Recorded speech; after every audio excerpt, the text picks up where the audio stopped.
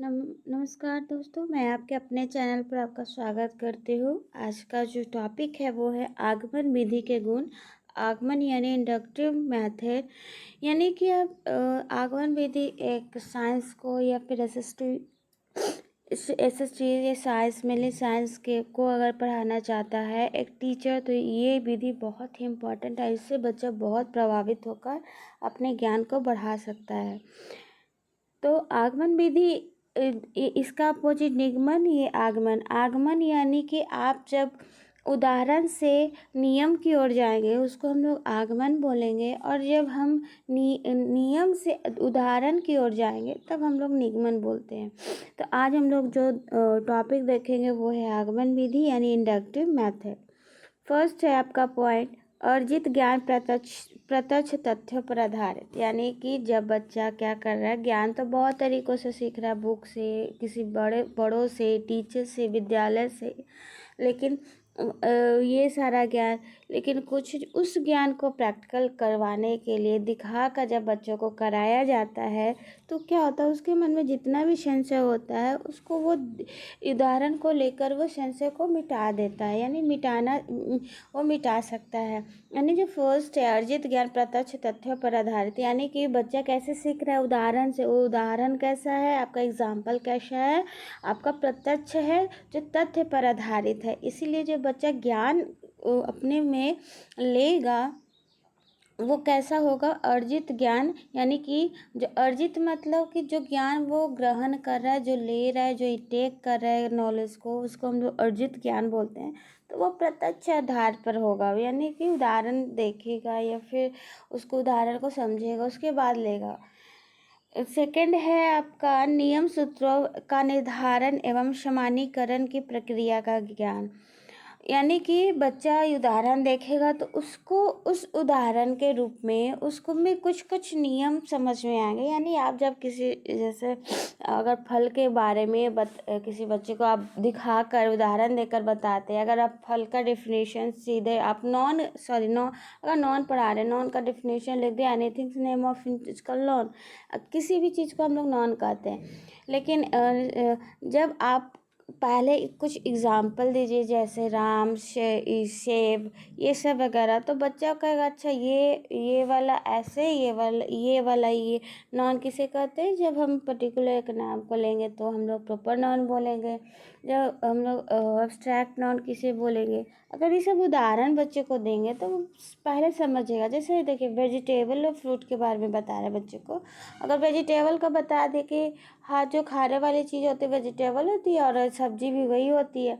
लेकिन जब आप एग्जाम्पल आप बताते हो कि देखो जैसे आप बच्चे को समझा रहे हो कि आप डेली खाते हो, क्या आप सेब खाते हो, आप ये खाते हो, वो खाते हो, सेब खाते हो, संतरा खाते हो, ये सब को फल कहते हैं। और जब आप सब्जी को दिखाओगे, जैसे फूल गोभी हो गया, पत्ता गोभी हो गया, ये सब को आप दिखाओगे तो वो क्या, बच्चा पहले से ही क्योंकि देख रहा है, अपने घर पे देख रहा है, अपने आस पास वो देख चुका है, तो वो समझ जाएगा। यानी बच्चे को पहले उदाहरण दिया जाता है, फिर क्या होता है वो उस उदाहरण को वो उदाहरण से वो अपने में कुछ नियम बना लेता है, धारण कर लेता है, वो खुद के माइंड में स्कीम बना लेता है।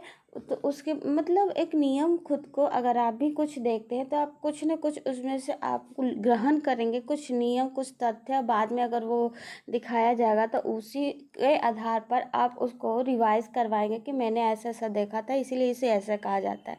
इसी तरह से बच्चे को अगर बच्चा क्या करता है, नियम सूत्रों और निर्धारण एवं सामान्यीकरण की प्रक्रिया का ज्ञान इस विधि से कर सकता है।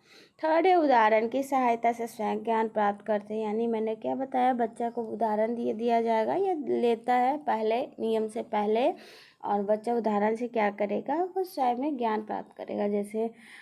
जैसे मैंने क्या बताया, फल के, जानवर और अगर पक्षी में अंतर करना हो तो जानवर को उदाहरण अगर पहले ही आप अपने पक्षी और एनिमल एंड बर्ड को आपने नहीं पढ़ाया, नहीं बताया कि वो क्या होता है, लेकिन जैसे ही आप बच्चे को बोलेंगे कि ये तोता है, ये तोता क्या है, तोता उड़ सकता है तो वो क्या बोलेगा, वो पक्षी बोलेगा। और अगर आप बोलेंगे ये गाय है तो बच्चा पहले से ही देख रहा है, बेसिक देख रहा है, स्कूल आने से पहले आसपास का कुछ कुछ बच्चे के पास बेसिक नॉलेज होते हैं, तो उसी आधार पर वो क्या करेगा, या फिर बता सकते हैं आप कि उदाहरण देकर बता सकते हैं जो गाय है ये पक्षी है। तो इस तरह से वो बच्चा क्या करेगा, वो समझ जाएगा, क्योंकि उदाहरण बच्चा पहले देख चुका होता है और उसी के आधार पे अपना फिर नियम या फिर उसका ज्ञान प्राप्त कर सकता है। चौथा है विज्ञान के प्रति विज्ञान के प्रति उत्सुकता एवं रुचि छोटी कक्षाओं के लिए उपयोगी। यानी विज्ञान के लिए देखिए आप, विज्ञान बहुत बड़ा विषय होता है, अपने आप में बहुत बड़ा विषय है।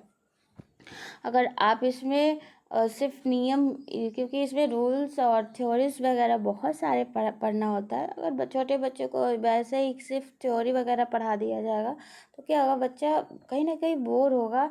आप लेक्चर मेथड से बच्चे को पढ़ा रहे हैं, आप ये आगमन विधि नहीं, आगमन विधि बहुत इंपॉर्टेंट विधि है। जैसे जो ये है, ये विधि क्या करता है, विज्ञान विषय को रुचिकर बनाएगा, यानी बच्चा इसमें इंटरेस्ट लेगा इस विधि की सहायता से।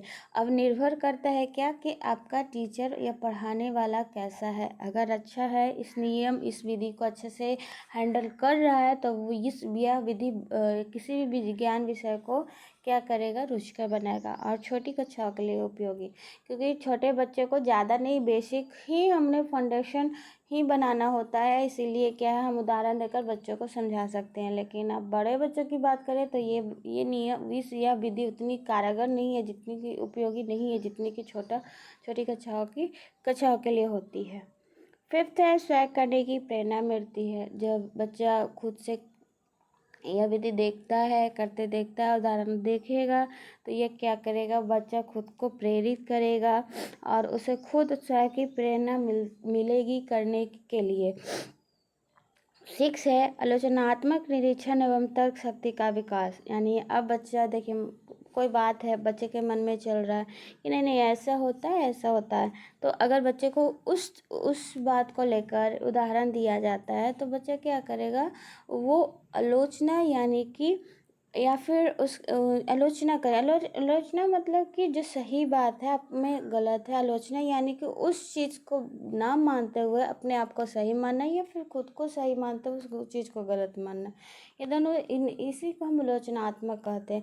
तो ये बच्चे अगर उसमें उत्पन्न हो रहा है तो बच्चे का बौद्धिक विकास बहुत ही, तर्क विकास बहुत ही हाई लेवल पे जाता है। अगर बच्चे में आलोचनात्मक पॉजिटिव में है तो, नेगेटिव में नहीं, कि बच्चा अगर टीचर पढ़ा रहा है तो बच्चा बार बार बोल रहा है कि ये नहीं होगा, ये नेगेटिव होगा। लेकिन पॉजिटिव जब आपका होता है आलोचनात्मक, तो वो बच्चे को बौद्धिक विकास करने में बहुत ही सहायक होता है। 7th है ज्ञान प्राप्त अधिक स्थायी होता है, क्योंकि बच्चा देखकर या उदाहरण के तौर पर अपने ज्ञान को ग्रहण कर रहा है, इसीलिए क्या होता है, यह जो होता है यह विधि ये इससे जितना भी ज्ञान प्राप्त होगा किसी भी बच्चे में, वो क्या होगा, एक अस्थायी ज्ञान होगा।